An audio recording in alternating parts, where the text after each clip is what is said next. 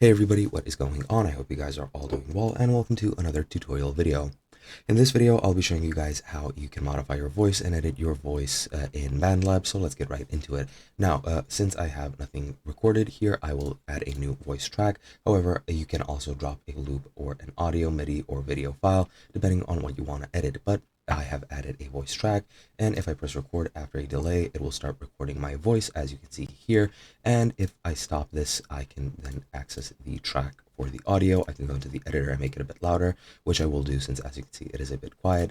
I could have turned on auto pitch, which is pretty much just, I'm pretty sure, Bandlab's own sort of auto tune, or you can go to effects and then modify your effects by enhancing the audio, changing the tones, and you can do a lot of different effects. And you can also, those are just presets, and you can also add the effects you want. You can add buzz face, delta drivers, distortion.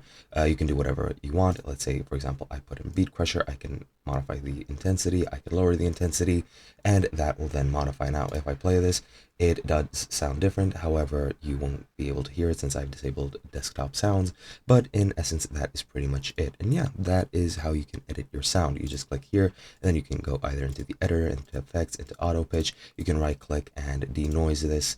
You can analyze the region and get the tempo. You can stretch the audio by one semitone percent of speed and more. You can reverse the region, reverse the actual recording. You can also slice it into different parts. If I go into here and mark it somewhere there, right click this and then go into slice, it'll slice it at that point, as you can see. And now I have two different audio regions, or call it whatever you want, segments, and I can overlap them. However, as you can see, that deleted the first segment. If I just undo, it will return it. And yeah, that is pretty much how you edit your voice. Hope you guys enjoyed, and I'll be seeing you guys in another video.